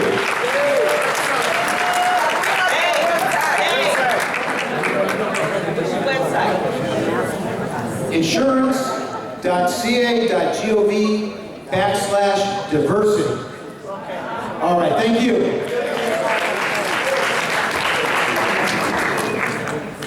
Our good treasurer wanted to say a couple of words to us, as he has always done with our caucus. Help me welcome John Chan. I'm so excited to be with you. I wanted to share a couple of things with you. First of all, one of the candidates here talked about nonprofits. In 1997, and I've shared this with you, I started free seminars to assist people who create nonprofits. Because Betty and Fiona and I understand when people run into tax trouble, all your good intentions create great pain. Because you struggle when you have to deal with the tax agency. So Today, you can ask Betty, you can ask Fiona. Fiona just did a seminar in Santa Barbara. Get the tax and financial assistance that you need. Secondly, I wanted to push a program. Too many people today are not investing in their kids' and grandchildren's education. Today, 66% of the Americans don't understand that there's a 529 program. In the Treasurer's Office on May 29th, 529, if you start an investment in your kids, your godchildren, your friends' kids, even in yourself, if you put in $50, we'll match $50, and then you have to put in $25 for the next 6 months. Just think about this. If you invested, if you just stopped buying a Frappuccino a week and you invested $4 a week when a child is born and paid it every week for 17 years, you can pay for a child AA. Most people don't believe that a college education is successful. That small act will change a child's life. So, and last of all, I mentioned earlier this morning that the Treasurer's Office has 14 economic development programs. The future is small business, right? So if you're thinking of starting a small business, if you have friends who are starting a small business, please contact me. Please contact Audrey Noda, who's my Economic Development Director. Oh, here's Audrey. We want to make sure that you get all the assistance possible from state government. And then I'll just end. Thank you, Darren. Bobby Jean, congratulations for all the extraordinary work you've done over the years.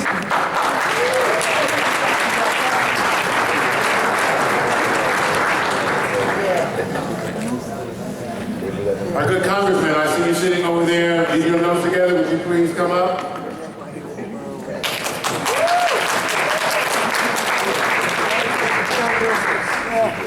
Darren, thank you very much. Great to be with you this evening. Save the best for last. No, I mean the Black Caucus is doing this is Saturday night because you're saving the best for last. But if you want to think I was saying you're saving the best for last, you're going to Let me just say a couple things because I know you've heard a lot of folks speak. Friends, there's something going on in America that can take us in one of two directions. We're either going to find out that we really aren't one America, or we're going to find out that people will learn to live with the diversity that has become the fabric of this country, and we're going to learn that that's what's going to make us strong. But let me tell you what's going on, that I think for many of us always puts us on alert. And I know what I'm about to say, you're going to say, I got this. You've heard recently that there's discussion that there is a bipartisan effort in Washington, D.C. to deal with criminal justice reform, right?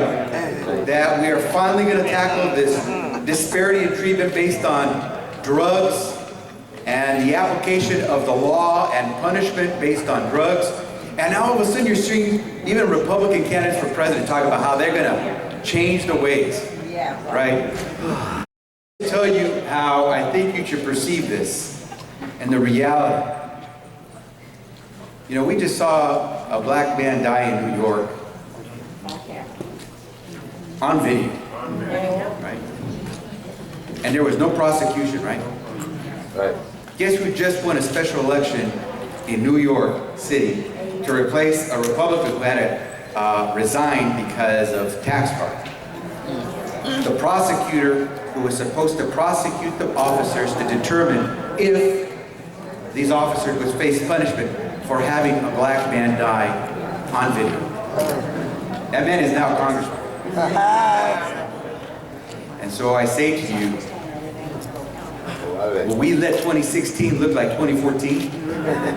If we are smart, we understand that if America is going to change in that right direction, it won't be because others are seeing the light. It's because we're going to teach them that there's some heat, and we got to get out there and do this the right way.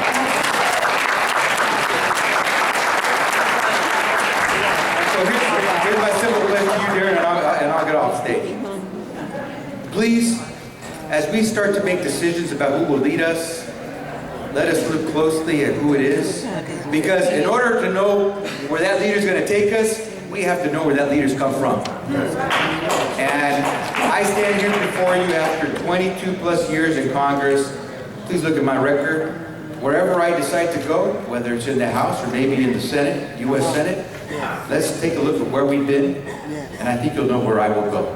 Thank you all.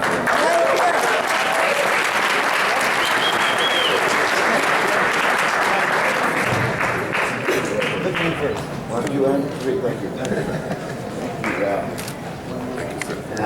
Excellent, excellent. So we're going to quickly move to the rest of our guest speakers, special guest speakers. Staging next would be the Honorable Mike Gibson, the Honorable Steve Bradford, the Honorable Mike Davis. Dr. Fleming, would you please come up? And I think we have the Honorable Fiona Ma in the house. If you can raise the room.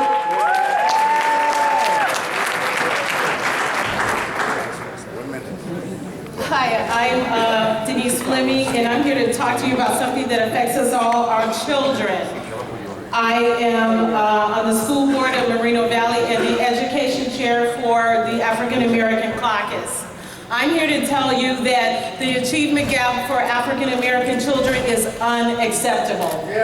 It is unacceptable that our children are not being educated. I'm here to share with you, and I hope that everyone has received the Blueprint for Action. It's a blueprint for action that was produced by the County of Riverside.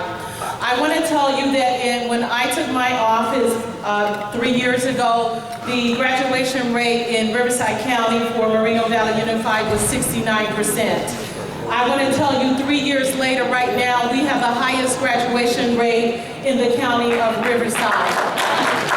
Why? Because we knew that it was unacceptable that African American children were not graduating. It can be done. We do something called collaborative learning. Please take this information, read through it, find out what we did. It can be done in all of your districts. I need you to insist that your school districts are doing collaborative learning. Read through the study that we did utilizing the University of California, Riverside. Read through it. Look at the LCAP, the LCFF. Take it back to your communities, work with your churches, work with your businesses. See that your kids are learning. They are your future. It can be done. Insist upon it. Achievement gaps is unacceptable. You can do it. We can do it. We must do it together. Thank you. Ladies and gentlemen, Dr. Fleming is our education chair.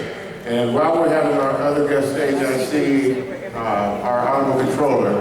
Benji, would you please come and join us on stage? I want to go over a few appointments that we have made this evening.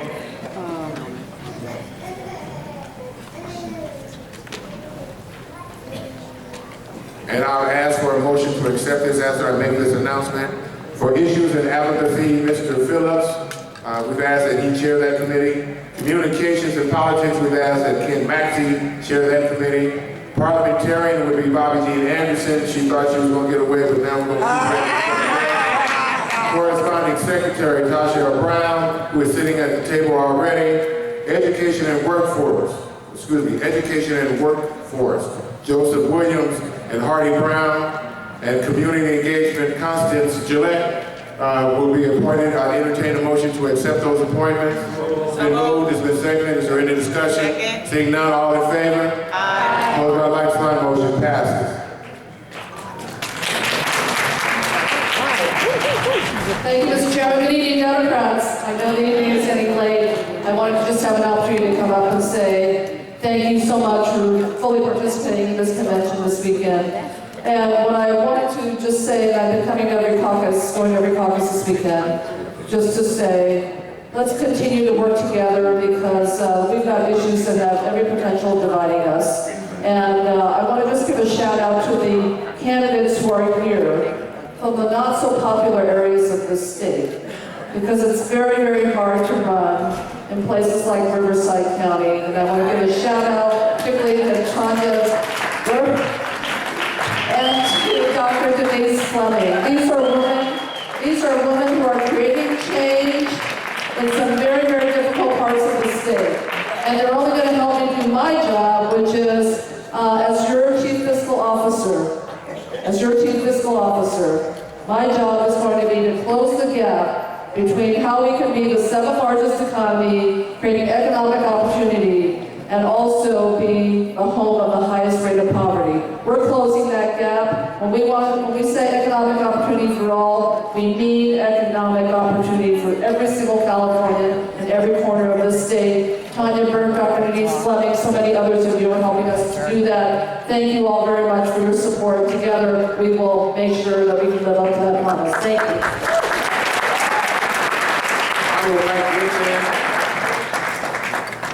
The Honorable C. Bradford and the Honorable Mike Davis.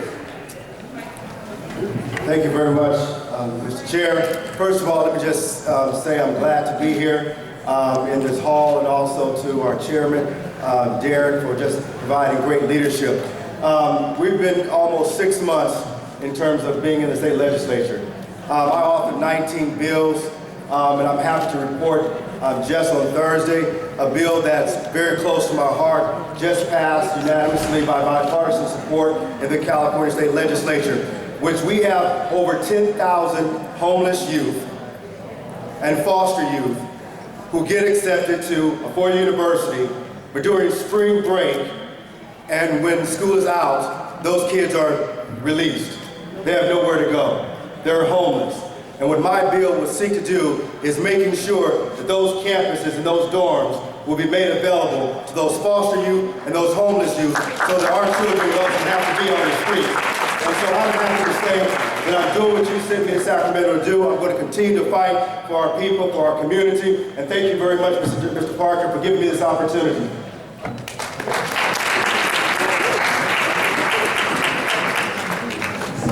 Honorable Stephen Bradford.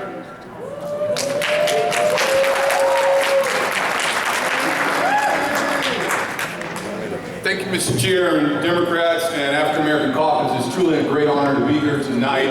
I started my career some 30 years ago as a young Democrat attending conventions such as this, so it's good to look around the room and see people like Joy Atkins and Celestine Palmer who held my hand and showed me the ropes when I was first learning Jimmy Woods Gray. I'm a candidate for the Senate, the 35th Senate District. I have served the last 18 years as an elected official, and in those 18 years, I've never missed a day of work because I'm committed to public service. I am not a politician, I am a public servant. I'm committed to public service. That's what I'm all about. That's what I've done for the last 18 years. That's what I will do on the Senate. And I want to give Darren a little shout out because Darren, I've known Darren longer than anybody in this room. We grew up in Gardena, where I was the first African American elected in that city. We lived right around the corner, and you would never believe that his mother and father were dashiki, Afro, power to the people in the neighborhood, but driving a Porsche. And we used to say, who are these black folks in the neighborhood who had a Porsche? When there was only 1 or 2 black folks in the neighborhood. That was Darren Parker, and that was his mother, Todd Parker, and his late father, James Parker, who supported me. So it's no surprise that he's here doing a great job today, leading this caucus and leading this party.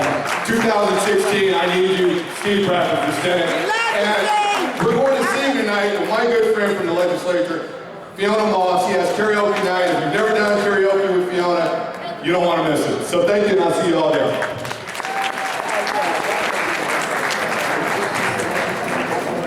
Pastor Tillis.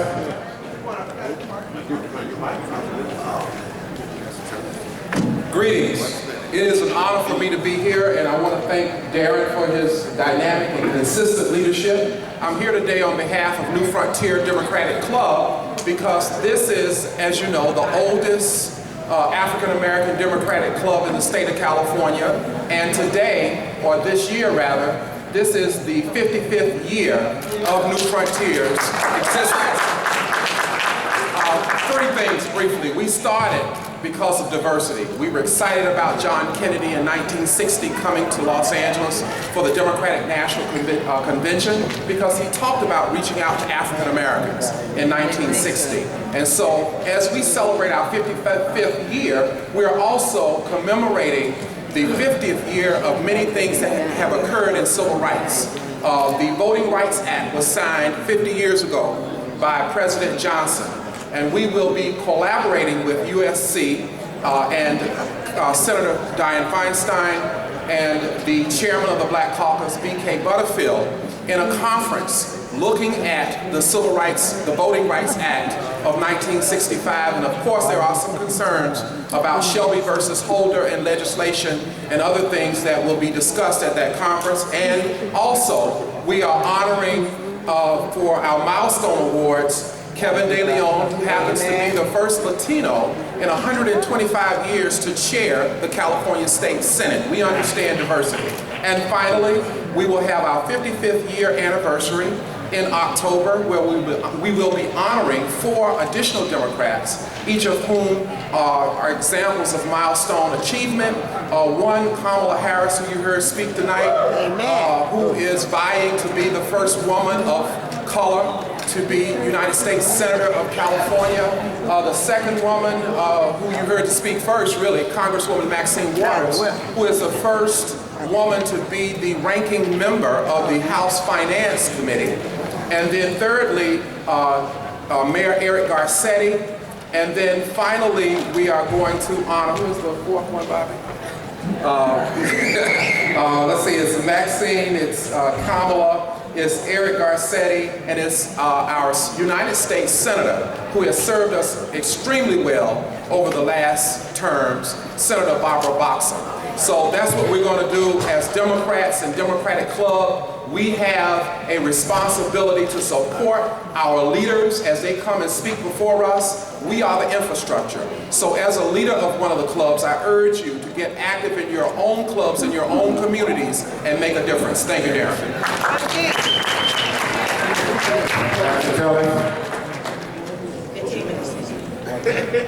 Thank you to our chair. My name is Pastor K.W. Toulis. I'm the pastor of the Weller Street Missionary Baptist Church.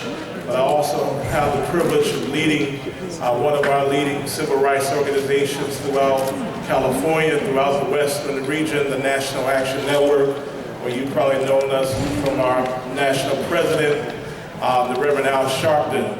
As many of you all know, I've led many marches throughout our community in response to police accountability and the various shootings that was taking place throughout our state and throughout this nation.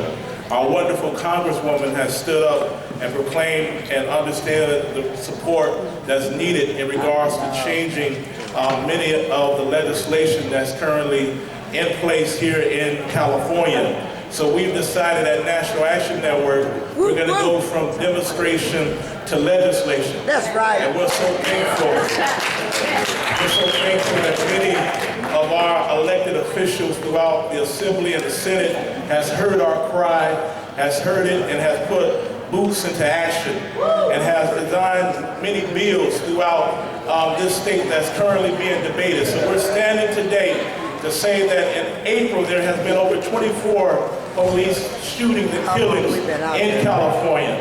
In May there was over 20 killings in California by a police officer. We need some sort of police accountability. And so what we've passed out is a list of legislation, and we're asking that each of you press those that are in office in the state assembly and the Senate. Get on the phone and let them know we want some sort of accountability, because it works both ways. It protects the good cops and it weeds out those that don't need to be cops, right? And so I'm thankful for this time. One second. Rashida, our policy person, she just wanted to read off some of the bills. We'll collect the signatures too. Just really quickly, the bills that the National Action Network are supporting, and we ask that you support, is SB 227 by Senator Holly Mitchell to eliminate confidential grand juries. We also have AB 953, which addresses racial profiling. That was by Assemblymember Weber. We also have SB 11, which was sponsored by both Senator Mitchell and Senator Bill. That is to increase the amount of training for mental illness that police officers have to have. And also we have AB 71, which just requires that they have a record of how many cops or how many shootings have been made by cops. And last but not least, AB 86, which would require an independent individual investigation anytime there's an officer-involved shooting. So we ask that you take the time to look these up and to make sure that we fight for what's right. All right. Right on, girlfriend. Ladies and gentlemen, we are still waiting. Ladies and gentlemen, we're still waiting for the results. I see people pointing, but you have to come up here because I'll show you something. Don't have it laugh. Are we done? Finally, we have the results of our election is Gilda Valdez in the House. Gilda Valdez from SEIU 721. Are you here? Okay, I don't see her in the room. So, ladies and gentlemen, we have come to the maximum limit of our time. I was trying to stay until we got the election results. We have our election results. So I must apologize to Richard Matthews, Ms. Riddle, who Senate Peace Building Act of 2015. The Medicare Act funding and Mr. Robert Kennedy Jr., we will not be able to allow you to speak this evening because we have reached the limit for this room. But we wanted to make sure we stayed here long enough to get those results. Madam Election Chair. Read the results. Here's the result. I want to hear the result. Thank you all.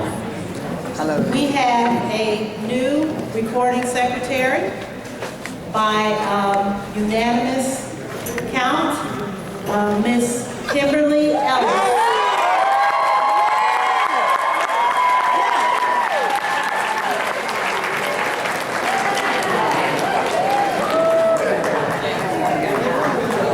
Congratulations, Ms. Ellis, for joining our team.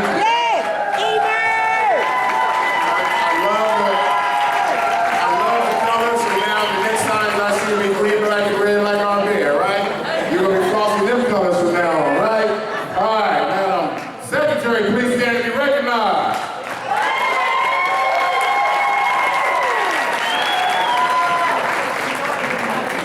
Again, I want to apologize for all those guests that came, and we don't have the opportunity to let them speak. They booked this room for another event following us. We have concluded our election. Your chair for the next 2 years will be Darren W. Parker. Your vice chair will be Robin Prout. Your treasurer is Heather Hunt. Recording secretary is Kimberly Ellis.